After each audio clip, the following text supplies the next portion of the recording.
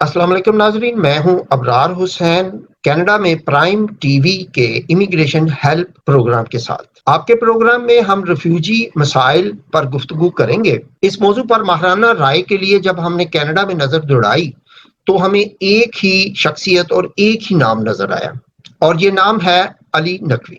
علی نقوی ایک senior immigration counsellor ہیں اور 2 دہائی سے کینیڈا میں امیگریشن کے مسائل اور قوانین پر روشنی ڈالتے رہے ہیں۔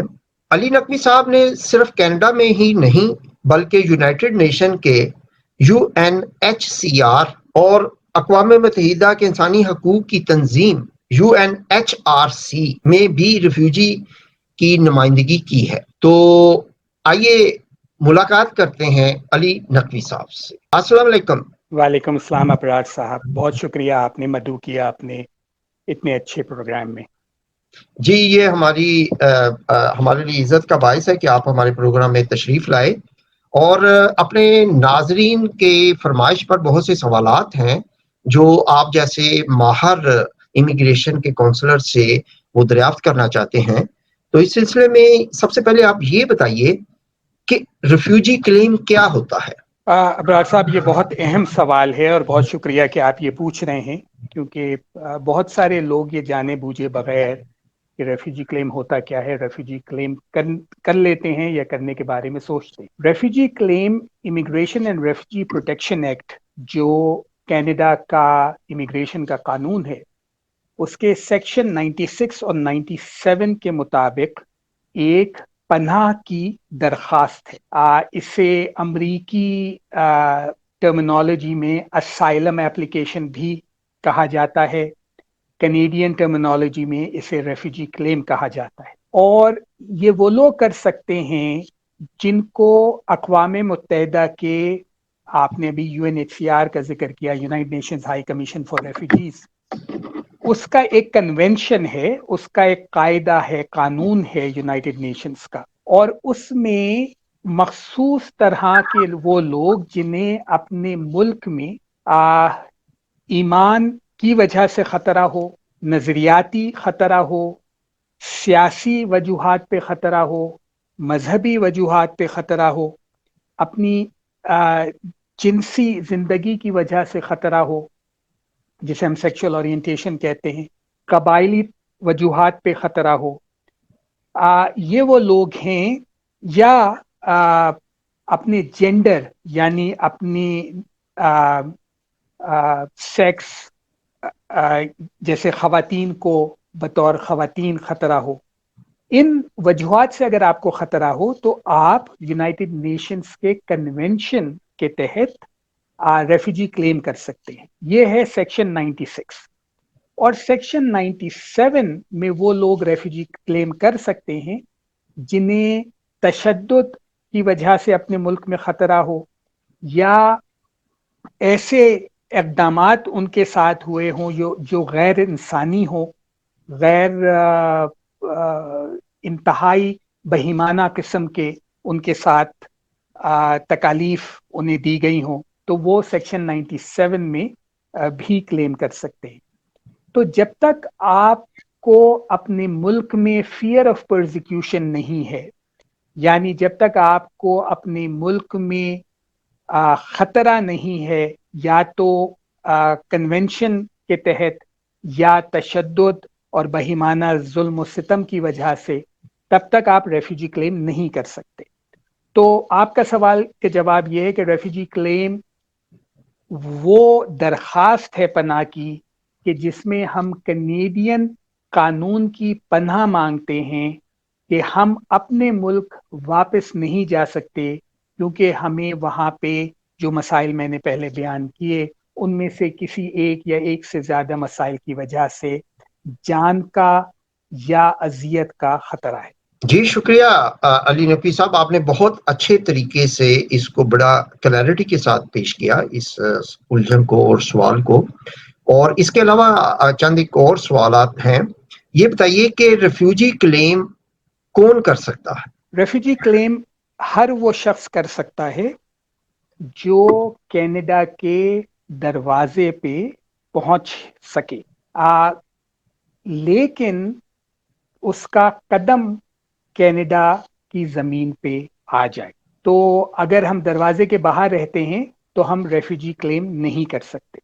میں بھی آپ کو مزید اس میں ایکسپلین کروں گا کہ ریفیوجی کلیم کتنی طرح کے ہوتے ہیں، لیکن ہم جس بات پہ اس وقت زور دے رہے ہیں وہ ہے کہ وہ لوگ جو کینیڈا پہنچ جاتے ہیں وہ ریفیوجی کلیم کر سکتے ہیں. یہ سب سے اہم بات ہے. ایک مطلب لوگوں کا خیال جو کہ غلط ہے وہ یہ بھی ہے دنیا بھر میں کہ ہم اپنے کنٹری آف اوریجن میں جہاں کے ہم ہیں، جہاں کے ہم شہری ہیں یا جہاں ہم رہتے ہیں، وہاں رہتے ہوئے بھی ریفیوجی کلیم جمع کرا سکتے ہیں. تو یہ غلط فہمی ہے. کوئی بھی آدمی اپنے ملک میں ریفیوجی نہیں ہوتا. آپ کو اپنا ملک چھوڑ کے کسی ایسے ملک میں جانا ہوتا ہے کہ جہاں یونائٹڈ نیشنز کا، جو UNHCR کا ہم نے ذکر کیا، ان کا دفتر ہو، جہاں آپ اپنے آپ کو بطور ریفیوجی رجسٹر کروا سکیں. تو یہ وہ طریقہ کار ہے کہ آپ کینیڈا پہنچے بغیر کینیڈا کے لیے ریفیوجی کلیم کر سکتے ہیں. اور یہ ریفیوجی کلیم براہ راست کینیڈا کے لیے نہیں ہوتا، یہ ریفیوجی کلیم پناہ کے لیے ہوتا ہے جو آپ United Nations High Commission for refugees سے مانگتے ہیں. اب اس میں کچھ لوگوں کو جب وہ یونائٹڈ نیشنز میں قبول ہو جاتے ہیں بطور ریفیوجی تو ان کو کینیڈا آنے کی سہولت میسر ہو سکتی ہے. تو ایک جو لوگوں کا خیال ہے کہ ہم جیسے ہم بات کر سکتے ہیں پاکستان کی، انڈیا کی، بنگلہ دیش کی، شری لنکا کی، کہ لوگوں کا خیال ہے کہ ہم اپنے ملک میں رہتے ہوئے ریفیوجی کلیم کر سکتے ہیں. یہ غلط خیال ہے. آپ کو یونائٹڈ نیشنز میں کلیم کرنے کے لیے اپنا ملک چھوڑ کے ایک اور ملک میں جا کے آپ ریفیوجی کلیم کرتے ہیں، کیونکہ ہجرت کے لیے ملک چھوڑ کے دوسرے جگہ مہاجر بننا لازمی ہے. لیکن ہمارا زور اس پہ ہونا چاہیے کہ وہ لوگ جو کینیڈا میں قدم رکھ دیں وہ ریفیوجی کلیم کر سکتے ہیں، بشرطے کہ ان کے ساتھ جو ہم نے پہلے وجوہات بیان کی ان میں سے کوئی ایک یا ایک سے زیادہ وجوہات ہوں جس کی وجہ سے وہ اپنے ملک واپس نہ جا سکتے. ریفیوجی کلیم کون کر سکتا ہے؟ وہ لوگ ریفیوجی کلیم کر سکتے ہیں جو کسی طرح سے بھی کینیڈا میں داخل ہو جائیں، اور اگر وہ کینیڈا میں داخل ہو جائیں تو وہ ان کینیڈا ریفیوجی کلیم کر سکتے ہیں. وہ لوگ جن کے قریبی رشتہ دار، اور ان قریبی رشتہ داروں کی ایک لسٹ ہے کہ کسی کے پیرنٹس یعنی والدین، گرینڈ پیرنٹس، دادا دادی، نانا نانی، بھائی بہن، چچا، ماموں، خالہ، پھپھی، یا نیس نیفیو، بھانجے بھتیجے، بھانجیاں بھتیجیاں کینیڈا میں ہوں، قانونی طور پہ کینیڈین سٹیزن یا پرماننٹ ریزیڈنٹ یا ایکسیپٹڈ ریفیوجی، یا وہ بھی جن کا ریفیوجی کلیم پروسیس میں ہو، تو وہ کینیڈین بارڈر پہ آ کے حکومت کینیڈا سے پناہ کا دعویٰ کر سکتے ہیں. اور حکومت کینیڈا یہ ثابت ہونے کے بعد، جو کہ ہاتھ کے ہاتھ ہوتا ہے، یہ ثابت ہونے کے بعد کہ آپ کا ایک اینکر ریلیٹو، جو لسٹ ابھی میں نے بیان کی، اس میں سے کوئی رشتہ دار آپ کا کینیڈا میں ہے اور اس کا وہ سٹیٹس ہے جس پہ وہ کوالیفائی کرتا ہے، تو آپ ریفیوجی کلیم کر سکتے ہیں. تو اب یہ دو طریقے ہو گئے. کینیڈین بارڈر پہ پورٹ آف انٹری، وہ لینڈ بارڈر ہو سکتا ہے، وہ ایئرپورٹ ہو سکتا ہے، وہ سی پورٹ ہو سکتا ہے، آپ وہاں ریفیوجی کلیم کر سکتے ہیں. اور آپ کینیڈا کے اندر اگر موجود ہوں قانونی یا غیر قانونی طور پہ تو آپ ریفیوجی کلیم کر سکتے ہیں. اپنے ملک میں رہتے ہوئے آپ ریفیوجی کلیم نہیں کر سکتے. آپ کو اپنا ملک چھوڑ کے کسی دوسرے ملک میں جا کے ریفیوجی کلیم کرنا ہوتا ہے، اور وہ براہ راست کینیڈا کے لیے نہیں ہوتا، وہ اقوام متحدہ کی یونائٹڈ نیشن UNHCR جو آرگنائزیشن ہے اس میں آپ کلیم کرتے ہیں. اور اگر آپ وہ جیت جائیں تو کچھ کیسز میں آپ کینیڈا تشریف لا سکتے ہیں. جی، آپ نے بہت اچھے طریقے سے اس کو ایکسپلین کیا. ایک سوال جو ناظرین کے بھی اور میں بھی پوچھنا چاہتا ہوں کہ اگر کوئی فرض کریں وزٹ اسٹیٹس پہ کینیڈا میں آیا ہے یا اسٹڈی اسٹیٹس پہ آیا ہے، اور وہ سمجھتا ہے کہ واپس جانے پہ جو مسائل ہیں وہ ساری اس کو پیش آ سکتے ہیں، تو کیا وہ بھی ریفیوجی اپلائی کر سکتا ہے اور کیسے ہوگا؟ کوئی بھی شخص جو قانونی یا غیر قانونی طور پہ کینیڈا کی سرزمین پہ موجود ہے وہ ریفیوجی کلیم کر سکتا ہے، بشرطے کہ وہ ریفیوجی کلیم کرنا کوالیفائی کرتا ہو۔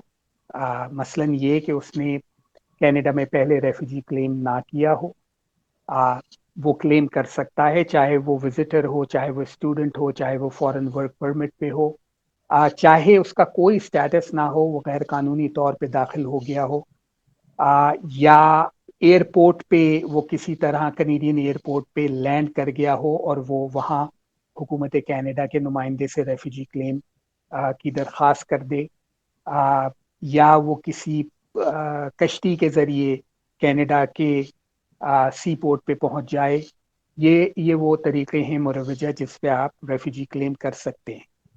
اور طریقہ کار ریفیوجی کلیم کرنے کا بنیادی طور پہ یہ ہے کہ یہ ایک شروع ہوتا ہے زبان سے ریفیوجی اپنے آپ کو بتانا کہ میں ایک ریفیوجی ہوں، میں ریفیوجی کلیم کرنا چاہتا ہوں۔ اس کے بعد کاغذی کارروائی ہے، آپ کی اس کو ہم کہتے ہیں ایڈمیسیبلٹی، کہ وہ دیکھتے ہیں کہ آپ ریفیوجی کلیم کرنے کے ایلیجبل ہیں یا نہیں۔ یہ سارا سلسلہ جو ابھی تک میں نے بیان کیا وہ کینیڈا بارڈر سروسز ایجنسی دیکھتی ہے کہ آپ پہنچے کینیڈا، آپ نے ریفیوجی کلیم مانگا، انہوں نے آپ کی ایلیجبلٹی دیکھی، اگر انہوں نے یہ سمجھا کہ آپ کسی وجہ سے کینیڈا میں ان ایڈمیسیبل یا کینیڈا میں آپ کو نہ داخل ہونے کی کوئی وجہ اگر نہیں ہے تو وہ آپ کو داخلہ دیتے ہیں، اور اس کے بعد پھر آپ کا کیس امیگریشن کینیڈا کے پاس چلا جاتا ہے۔ امیگریشن کینیڈا آپ سے فارمز بھرواتی ہے، ان فارمز میں آپ کے چند فارمز ہیں جو پرماننٹ ریزیڈنس کے فارمز ہیں، مثلا جنیرک امیگریشن اپلیکیشن ہے، آپ کا اسکیجول اے ہے، یہ فارمز جو ہیں یہ امیگریشن کے فارمز ہیں۔ اور اس کے علاوہ دو فارمز ہوتے ہیں جو ریفیوجی پروسیس کے متعلق ہوتے ہیں۔ ایک فارم کو کہتے ہیں basis of claim form. Basis of claim form کا مطلب یہ ہے کہ آپ کی پناہ کی درخواست کی بنیاد، یہ وہ فارم ہے جس میں آپ سے سوالات ہیں، نہ صرف آپ کی شناخت کے بارے میں، آپ کے اہل خانہ کے بارے میں، آپ کب سے کب تک کہاں رہے اس بارے میں، بلکہ یہ سوالات بھی ہیں کہ آپ کو کیا خطرہ ہے، کہاں خطرہ ہے، کس سے خطرہ ہے، کب سے خطرہ ہے، کیوں خطرہ ہے، آپ نے اپنے ملک میں پناہ مانگی یا نہیں مانگی، آپ نے اپنے ملک میں تحفظ مانگا پولیس سے یا لا انفورسمنٹ ایجنسی سے یا نہیں مانگا، نہیں مانگا تو کیوں نہیں مانگا، کیا آپ اپنے شہر یا جہاں بھی آپ کو گاؤں قصبے شہر دیہات میں مسائل تھے، اس کے علاوہ کسی اور اپنے ملک کے شہر میں آپ نے پناہ اور تحفظ حاصل کرنے کی کوشش کی یا نہیں، اور نہیں کی تو کیوں نہیں کی، یہ سارے سوالات اس میں ہیں۔ یہ ہے آپ کی بنیاد، یہ ہے آپ کا کلیم۔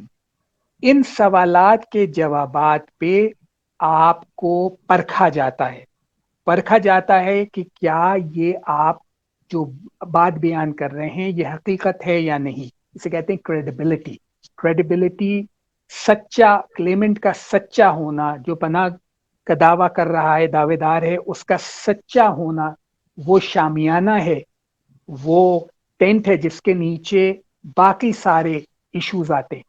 اگر آپ سچے ثابت ہو گئے تو آپ کے کلیم کے قبول ہونے کے امکانات ہیں، اگر آپ جھوٹے ثابت ہو گئے تو کلیم کے قبول ہونے کے امکانات نہ ہونے کے برابر ہیں۔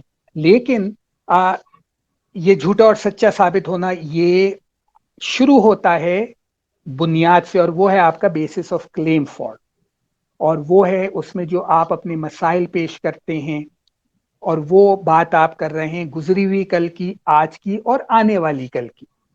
تو یہ فاؤنڈیشن ہے آپ کے کلیم کی، یہ بنیاد ہے اس عمارت کی جسے آپ اپنا ریفیوجی کلیم کہہ رہے ہیں۔ تو اگر یہ بنیاد کمزور ہو تو وہ عمارت بھی کمزور ہوگی، آپ کا کلیم بھی کمزور ہوگا۔ دیکھنے میں یہ آتا ہے کہ ہمارے لوگ خصوصاً جو ہماری زبان بولتے ہیں، یا ہمارے علاقائی زبانیں بولتے ہیں بر صغیر پاک و ہند کے یا اور ساؤتھ ایشین ممالک کے لوگ، ان کی بنیاد کلیم کی کمزور ہوتی ہے۔ جب آدمی نیا نیا آتا ہے تو آدمی کو مختلف طرح کے مشورے ملتے ہیں، نئی جگہ ہوتی ہے، نیا ماحول ہوتا ہے، زندگی میں پہلی دفعہ وہ اس طرح کے کسی مسئلے میں جا رہا ہوتا ہے، غلطی ہو سکتی ہے، غلطی انسان ہونے کا ایک لازمی جز ہے، اور یہ غلطیاں درست بھی ہو سکتی۔ سمجھا جاتا ہے کہ جی ہم سے اگر کوئی غلطی ہو گئی ہے بیسس آف کلیم فارم میں تو ہم اسے درست نہیں کر سکتے، مقررہ وقت کے اندر آپ اپنی غلطیاں درست کر سکتے ہیں، لیکن غلطی درست ایسے نہ کریں کہ جو پہلے بیان کیا ہو وہ غلط ہو جائے، کہ جی پہلے میں نے کچھ لکھا تھا اور اب میں نے اسی موضوع پہ کچھ اور لکھ دیا، اور پچھلا اسٹیٹمنٹ اور موجودہ اسٹیٹمنٹ ایک دوسرے سے مطابقت بھی نہیں رکھتا اور ایک دوسرے سے متصادم ہے، ایک دوسرے کے خلاف ہے، تو اس سے آپ اپنی کریڈیبلٹی لوز کر رہے ہیں، آپ اپنا سچا ہونے کا دعویٰ کمزور کر رہے ہیں۔ ہاں البتہ آپ غلطی کو درست کر سکتے ہیں ایکسپلین کر کے کہ جناب جب میں نے یہ کہا تو اس کا مطلب مزید یہ تھا، آپ اپنے اسٹیٹمنٹ کو ایکسپینڈ کر سکتے ہیں، مزید الیبریٹ، مزید وضاحت کر سکتے ہیں اس کی، تو وہ غلطی اس طرح سے درست کی جاتی ہے۔ تو میں بات کر رہا تھا فارمز کی، تو آپ کے یہ فارمز امیگریشن آفیسر کے ساتھ بیٹھ کے بھرے جاتے ہیں، لیکن بیسس آف کلیم فارم کے لیے آپ کو مزید وقت مل سکتا ہے۔ آپ عام طور پہ جب آدمی کینیڈا میں آتا ہے اور ریفیوجی کلیم کرتا ہے تو اسے بیسس آف کلیم فارم جمع کرانے کے لیے مزید وقت ملتا ہے۔ کووڈ کی وجہ سے آج کل پروسیسنگ آن لائن شروع ہوتی ہے، لیکن اگر آپ ذاتی طور پہ کینیڈین بارڈر پہ آتے ہیں تو آپ کو آنے کے 15 دن کے اندر اپنا بیسس آف کلیم فارم جمع کرانا ہوتا ہے، اور باقی فارمز آپ کے بارڈر پہ ہی تیار ہو جاتے ہیں۔ کووڈ کی وجہ سے آپ کے پاس 2 ہفتے کا آئسولیشن کوارنٹائن ٹائم بھی ہوتا ہے، تو وہ آپ سے کہتے ہیں 14 دن آپ کوارنٹائن کیجئے، اپنے آپ کو آئسولیٹ کیجئے، اور اس کے بعد آپ کے پاس 15 دن ہیں بیسس آف کلیم فارم جمع کرانے کے لیے۔ تو بنیاد آپ کو اپنے کلیم کی جو بنانی ہے وہ آپ کا بیسس آف کلیم فارم ہے، اس کے بعد آپ کی جتنی تیاری ہے، جو بھی ثبوت آپ جمع کراتے ہیں، وہ اس عمارت کو، جو آپ کے کلیم کی عمارت ہے، اسے مزید مضبوط بنانے کے لیے ہوتا ہے۔ تو میرے خیال میں آپ کو آپ کے سوال کا جواب مل گیا کہ جب آپ کا بیسس آف کلیم فارم جمع ہو جاتا ہے تو اس کے بعد پھر آپ منتظر رہتے ہیں کہ اب آپ سے امیگریشن کینیڈا کب رابطہ کرے، اور جب آپ سے امیگریشن کینیڈا رابطہ کرتا ہے تو اس کے بعد آپ کی فائل ریفر کر دی جاتی ہے امیگریشن اینڈ ریفیوجی بورڈ کو، IRB۔ Immigration and refugee board of Canada ایک سرکاری ادارہ نہیں ہے، یہ ایک اٹونومس خود مختار ادارہ ہے، اور یہ خود مختار ادارہ جو ہے حکومت کینیڈا منسٹری آف امیگریشن کے تحت نہیں آتا، یہ ایک آزاد اور خود مختار ادارہ ہے، اور یہ آپ کا ریفیوجی کلیم ہیئرنگ کر کے اپروو یا خدا نخواستہ ریفیوز کرتا ہے۔ تو اب جب ہم ہیئرنگ تک پہنچیں گے تو پھر اس بارے میں مزید بات کریں گے۔ بہت شکریہ علی نقوی صاحب۔ کچھ سوالات ابھی مزید پوچھنا چاہتے ہیں کہ یہ ریفیوجی کلیمنٹ جو ہوتا ہے، اس کو اسٹڈی پرمٹ یا ورک پرمٹ مل سکتا ہے، اور وہ کیسے؟ جی ہاں، تو جب آپ بیسس آف کلیم فارم جمع کراتے ہیں تو اس کے ساتھ ایک اور فارم ہے اسکیجول 12۔ اسکیجول 12 میں آپ سے ریفیوجی فارمز میں آپ سے یہ پوچھا جاتا ہے کہ آپ کو ورک پرمٹ اور اسٹڈی پرمٹ چاہیے یا نہیں۔ اس میں خانے بنے ہوئے ہیں، تو آپ ورک پرمٹ کو اس میں اور اسٹڈی پرمٹ کو آپ اس میں چیک مارک کر سکتے ہیں، لیکن ورک پرمٹ کے لیے آپ کا یہ درخواست کافی ہے۔ البتہ اسٹڈی پرمٹ کے لیے اگر آپ ایڈلٹ ہیں، اگر آپ کی عمر 18 سال سے زیادہ ہے، تو آپ کو پہلے کسی ایجوکیشنل انسٹیٹیوشن میں داخلہ لینا لازمی ہے۔ تو جب آپ کے پاس ایک کنفرمڈ ایڈمیشن لیٹر آ جاتا ہے تو اس کے ساتھ ہی آپ اسٹڈی پرمٹ اپلائی کر سکتے ہیں۔ اور اس کے لیے ایک الگ فارم ہوتا ہے. تو ورک پرمٹ کی درخواست اگر آپ ایڈلٹ ہیں 18 سال سے زیادہ عمر کے ہیں تو آپ کی ورک پرمٹ کی درخواست آپ کے ریفیوجی کلیم کے ساتھ ہی جمع ہو جاتی ہے. اور اگر آپ 18 سال سے زیادہ کے ہیں اور آپ اسٹڈی پرمٹ لے کے تعلیم حاصل کرنا چاہتے ہیں تو اس کی درخواست ساتھ جمع نہیں ہوتی. آپ کو پہلے ایک داخلہ حاصل کرنا ہوتا ہے کسی بھی کینیڈین ایجوکیشنل انسٹیٹیوشن سے, اور جب آپ کے پاس تعلیمی ادارے کی طرف سے داخلے کا کاغذ آ جاتا ہے تو اس کاغذ کے ساتھ پھر آپ اسٹڈی پرمٹ اپلائی کرتے ہیں. اور اسٹڈی پرمٹ اور ورک پرمٹ یہ دونوں پرمٹس جو ہیں یہ ریفیوجی کلیمنٹس کے لیے اویلیبل ہیں. اگر وہ اس کے لیے درخواست دیں تو تمام جو لوازمات ہیں پورے کر کے تو انہیں یہ ورک پرمٹ اور اسٹڈی پرمٹ ملنے چاہیے. بہت شکریہ. اس کے ساتھ ہمیں ہمارے ناظرین کو یہ بتائیے کہ ریفیوجی کلیم کرنے کے بعد کیا مراحل آتے ہیں, کیا ہوتا ہے؟ تو ریفیوجی کلیم جب آپ کا, تو ہم نے ذکر کیا کہ پہلے تو آپ کینیڈا تشریف لائے جیسے بھی آئے, اس کے بعد آپ کے فارمز تیار ہوئے, فارمز جمع ہوئے, آپ کا بیسس آف کلیم فارم جمع ہوا. اب آپ کی کہانی بیسس آف کلیم فارم کے ساتھ جمع ہو چکی ہے. اگلا مرحلہ یہ ہوتا ہے کہ امیگریشن کینیڈا جو کہ انتظامی ادارہ ہے, ایڈمنسٹریٹو پروسیجرز کرتا ہے, وہ آپ کی فائل مکمل کرنے کے بعد اسے ریفر کر دیتا ہے immigration and refugee board of Canada کو. Immigration refugee board of Canada ایک خود مختار ادارہ ہے جسے اختیار ہے کہ وہ آپ کے ریفیوجی کلیم کا فیصلہ کرے. ساتھ ساتھ آپ اپنا study permit, work permit apply کر چکے ہیں یا کر سکتے ہیں. جب تک آپ کو ورک پرمٹ نہ ملے, اگر آپ ویلفیئر کوالیفائی کرتے ہیں تو آپ صوبائی حکومت سے, وفاقی حکومت سے نہیں, صوبائی حکومت سے آپ سوشل اسسٹنس کی درخواست کر سکتے ہیں. آپ کو درخواست کرنے کا اختیار ہے. اگر آپ کوالیفائی کرتے ہیں تو آپ کو سوشل اسسٹنس مل سکتی ہے. اگر آپ کے پاس ورک پرمٹ نہیں ہے تو آپ ظاہر کام نہیں کر سکتے, تو اس لیے سوشل اسسٹنس آپ مانگ سکتے ہیں. جس دن آپ کا ریفیوجی کلیم پروسیس میں آتا ہے آپ کو فل میڈیکل کوریج مل جاتا ہے, اور وہ کسی بھی طرح کی علالت میں اگر آپ کو ڈاکٹر, اسپتال, میڈیکل ٹیسٹ وغیرہ کے لیے جانا ہو تو آپ میڈیکلی کورڈ ہوتے ہیں کسی بھی کینیڈین سٹیزن یا پرماننٹ ریزیڈنٹ کی طرح. یہ ایک بہت اہم بات ہے آج کل کے جو ہمارا ہیلتھ انوائرمنٹ ہے اس میں. اب آپ کی فائل جب امیگریشن ریفیوجی بورڈ کے پاس ہے تو امیگریشن ریفیوجی بورڈ ایک مقررہ وقت پہ جب بھی آپ کی باری آتی ہے وہ فائل اندرون خانہ ایک بینچ کو فارورڈ کر دیتا ہے.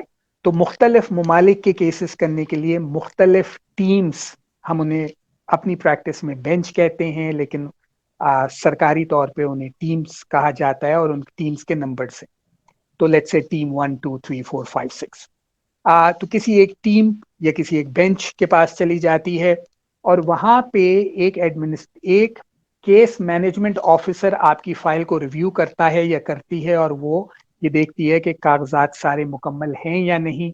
اور پھر یہ فائل ایک ممبر کو, جسے عرف عام میں جج کہا جاتا ہے, اس کو ڈیزگنیٹ کر دی جاتی ہے, اور باری میں آپ قطار میں آ جاتے ہیں کہ وہ کب آپ کو ہیئرنگ کے لیے بلائے.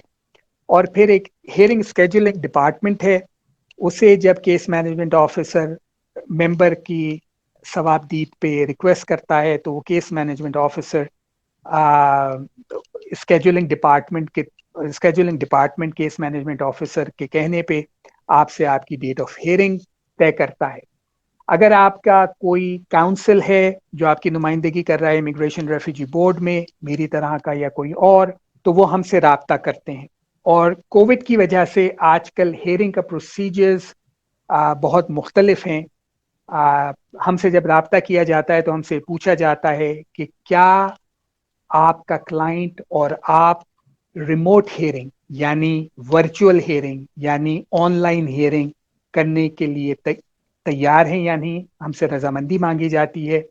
اگر کلائنٹ کہتا ہے کہ ہم رضامند ہیں تو پھر آپ کی مائکروسافٹ ٹیمز ایک پروگرام ہے جو حکومت کینیڈا نے ریفیوجی بورڈ نے اڈاپٹ کیا ہے، اس پہ آپ کی ہیئرنگ ہوتی ہے، اور آپ اپنے ڈیوائس پہ ہوتے ہیں، جو آپ کا فون ہو سکتا ہے، لیپ ٹاپ ہو سکتا ہے، ڈیسک ٹاپ ہو سکتا ہے، ہم اپنی ڈیوائس پہ ہوتے ہیں.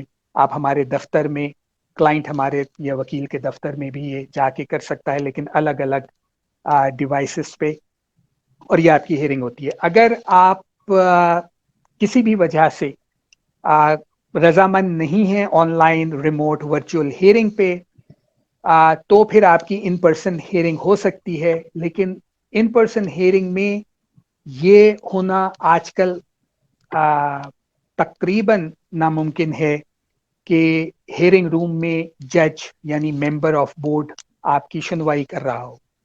ان پرسن ہیئرنگ میں یہ ہوتا ہے آج کل کہ آپ جاتے ہیں ایک ہیئرنگ روم میں، امیگریشن ریفیوجی بورڈ کے دفتر میں ایک ہیئرنگ روم میں جاتے ہیں، اور وہاں پہ اسکرین ہوتا ہے، اور اس اسکرین پہ ممبر صاحب یا صاحبہ موجود ہوتے ہیں، اور وہ آپ کی ہیئرنگ کرتے. تو ہیئرنگ سے 10 دن پہلے، تو ہم ایک قدم اگر پیچھے جائیں، میں ایک اہم نقطہ بتانا رہ گیا کہ جب ہم سے ہیئرنگ اسکیڈول کی جاتی ہے تو یا تو براہ راست وہ آپ سے رابطہ کرتے ہیں اگر آپ کا وکیل نہ ہو، یا اگر وکیل ہے اور وکیل ریکٹ پہ تو وکیل سے رابطہ کرتے ہیں یا کاؤنسل سے رابطہ کرتے ہیں، اور وہ ان سے کہتے ہیں کہ جناب آپ فلانی فلانی تاریخ پہ اویلیبل ہیں یا نہیں. اگر ہم کہتے ہیں کہ جی ہاں ہم اویلیبل ہیں تو پھر ہمیں نوٹس آتا ہے، notice to appear for a refugee hearing, اور اس تاریخ پہ اور جو بھی طریقہ کار ہم ان پرسن یا ورچوئل ریموٹ ہیئرنگ جو بھی طے کریں، اس پہ پھر آپ کی ہیئرنگ ہوتی ہے. لیکن ہیئرنگ سے کم از کم 10 دن پہلے، تو ڈیڈ لائن ہے 10 دن پہلے ہیئرنگ سے، آپ اس سے پہلے بھی کر سکتے ہیں، آپ کو وہ تمام ثبوت اور شواہد جو کاغذی ثبوت ہیں آپ کے اپنے کیس کے متعلق، وہ جمع کرانا لازمی ہے. اس کو کہتے ہیں ڈاکیومنٹری ایویڈنس. اور یہ جو شواہد ہوتے ہیں، یہ جو ثبوت ہوتے ہیں، یہ جو ایویڈنس ہے، کاغذی ثبوت، یہ 2 طرح کے ہوتے ہیں. ایک ہم کہتے ہیں پرسنل ڈسکلوجر. پرسنل ڈسکلوجر وہ کاغذی ثبوت ہیں جو کہ کلیمنٹ کے جو پناہ کا دعوے دار ہے اس کے اور اس کے اہل خانہ کے ذاتی ثبوت ہیں، کہ جناب میرے جو بھی وہ کاغذی ثبوت دینا چاہے کہ میرے ساتھ میرے ملک میں یہ مسائل ہوئے تھے جس کی وجہ سے میں واپس نہیں جا سکتا، یا میری غیر موجودگی میں میرے اور میرے اہل خانہ کے ساتھ کیا کیا وہاں ہوا، یا میں واپس جاؤں گا تو یہ کاغذی ثبوت ہیں کہ میرے ساتھ کیا ہوگا. تو یہ وہ ذاتی ثبوت ہیں. تو اگر خدا نخواستہ کسی پہ حملہ ہوا ہے اور وہ زخمی ہوا تھا، تو اگر اس کے پاس میڈیکل ایویڈنس ہے، اگر اس نے پولیس سے مدد مانگی تھی اور پولیس نے اس کی رپورٹ درج کی ہے، یا روزنامچہ درج کیا ہے، یا اس نے کوئی درخواست دی ہے تحفظ کے لیے، تو اس طرح کی چیزیں یہ ذاتی ثبوت ہیں.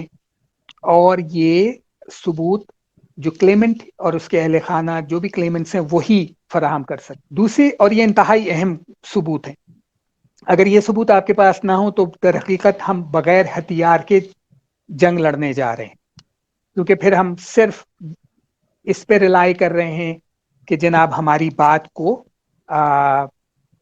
ممبر مان لے. دوسری طرح کے جو ثبوت ہیں انہیں ہم کہتے ہیں جنرل ڈسکلوجر. اس میں بھی 2 طرح کی چیزیں ہیں. ایک تو ہے جس مسئلے پہ بھی جس علاقہ جو ملک کلیمنٹ کا ہے اور جو ایشو ہے کلیمنٹ کے کلیم کا، اس سے متعلق نیوز پیپر کلپنگز، مختلف انسانی حقوق کی تنظیمیں، Amnesty international, human rights watch وغیرہ وغیرہ، ان کی رپورٹس اگر اس نقطے پہ موجود ہیں، یہ ساری چیزیں، یہ وکیل کا کام ہے، یہ آپ کے کاؤنسل کا کام ہے کہ وہ یہ ڈسکلوجر تیار کرے اور آپ کے کیس سے متعلق یہ جنرل ڈسکلوجر جمع کرائے، تاکہ آپ جو کچھ بھی کہہ رہے ہیں وہ जब मेंबर आपकी बात को परखे, आपकी बात का वजन देखे, तो उसे नजर आए कि ये सिर्फ जो बात आप अपने बारे में कह रहे हैं ये वाकतन प्रिवेलेंट है, ये वाकतन होती है उस जगह, उस मुल्क में, ये वाकतन एक मसला है और लोगों के साथ भी ये हुआ है और हुआ था या हो रहा है। जो जनरल डिस्क्लोजर की एक मुख्तलिफ चीज है जो ऑलरेडी आपके रिकॉर्ड पे होती है, क्योंकि ये इमिग्रेशन एंड रेफ्यूजी बोर्ड के हर क्लेम में ये ऑलरेडी रिकॉर्ड पे होती है, उसको कहते हैं नेशनल डॉक्यूमेंटेशन पैकेज, NDP, जो मेरी सियासी पार्टी का नाम भी है। नेशनल डॉक्यूमेंटेशन पैकेज हर मुल्क पे इमिग्रेशन एंड रेफ्यूजी बोर्ड के रिसर्च डायरेक्टरेट की तहकीक है, और इसमें मुल्क के जो जब से मुल्क बना है उस वक्त से लेके अब तक जोग्राफिए से लेके सियासत, मजहब, समाजी मसाइल वगैरह वगैरह सब इसमें वो पूरी तहकीक, वो रिसर्च डॉक्यूमेंट ऑलरेडी मौजूद है। तो जैसे इस वक्त मैं एक मिसाल दे रहा हूँ, पाकिस्तान के केस में नेशनल डॉक्यूमेंटेशन पैकेज जो कि मार्च 2019 का था वो इस्तेमाल किया जा रहा है हर साल ये, और साल कभी कभी साल में कई दफ़ा अमेंड होता है, इसमें मुख्तलिफ चीज़ें कम और बढ़ाई जाती रहती हैं। तो ये नेशनल डॉक्यूमेंटेशन पैकेज हर क्लेम में एक ऐसा डॉक्यूमेंट है, एक ऐसा दस्तावेज है जो उस मुल्क के हिसाब से उस केस में होता है, और ये एक ऐसा डॉक्यूमेंट है जो रेफ्यूजी बोर्ड के अपने रिसर्च डायरेक्टरेट का है। तो ये भी इसमें जो तहकीक शुदा कागजात हैं जो आपके क्लेमेंट के हक में जाते हैं, हम उन्हें भी इस्तेमाल करते हैं। तो 10 दिन पहले तक ये लाजमी कागजात जमा हो जाने चाहिए, उससे पहले कर सकें उससे पहले करते। उसके बाद 10 दिन के बाद आपकी हेयरिंग आती है और आपका वकील या आप खुद मुस्तकिल इस सारे अरसे में अपनी क्लेम की तैयारी, हेयरिंग की तैयारी करते रहते हैं। जी बहुत शुक्रिया, आपने बड़े जामे अंदाज से नाजरीन को इतनी मुफीद मालूमात से आगाह किया, और हम ये प्रोग्राम नाजरीन जारी रखेंगे और आइंदा प्रोग्राम में ऐसे सवालात अली नकवी साहब से पूछते रहेंगे जो नाजरीन के लिए नहायत मालूमात के तौर पर पेश किए जाएंगे। शुक्रिया। अस्सलाम वालेकुम। अस्सलाम वालेकुम। वालेकुम अस्सलाम। अबरार साहब इसमें हाँ जी, ये अब रिकॉर्डिंग वैसे चल रही है लेकिन इतना पोर्शन काट दिया जाएगा। जी जी ओके। अबरार साहब आपका बेहद शुक्रिया कि आपने अपने मारूफ प्रोग्राम में मदऊ किया। मैं और आप खिदमत ही कर सकते हैं और उसके लिए हाजिर हैं। तो अगर आप मुझे मौका दें अपने अगले प्रोग्राम्स में, तो मेरी आपसे दरख्वास्त ये होगी कि हम अगले प्रोग्राम में इस चीज़ को देखें कि हेयरिंग के दौरान क्या होता है, क्योंकि मेरे तजर्बे के मुताबिक बहुत सारे लोग जिनको ये इल्म नहीं होता कि हेयरिंग का क्या प्रोसेस है, किस तरह से सवालात होते हैं और किस तरह से जवाब देने चाहिए, वो सिर्फ इस वजह से अपने क्लेम्स हार जाते हैं कि उनकी हेयरिंग की सिचुएशन, माहौल के मुतालिक कोई आगाही नहीं होती। तो अगले प्रोग्राम में अगर आप मौका दें तो मेरी आपसे गुजारिश होगी कि हम हेयरिंग के बारे में लोगों को मालूमात पहुंचाएं कि हेयरिंग कैसे होती है और हेयरिंग में क्या होता है। जी बहुत शुक्रिया अली नकवी साहब। अगले प्रोग्राम में इंशाल्लाह हम इस मौजू पर बड़ी तफसील से एक प्रोग्राम करेंगे जहां पे हेयरिंग के मतलब मुकम्मल मालूमात फराहम की जाएंगी। बहुत शुक्रिया आपका। अल्लाह हाफिज।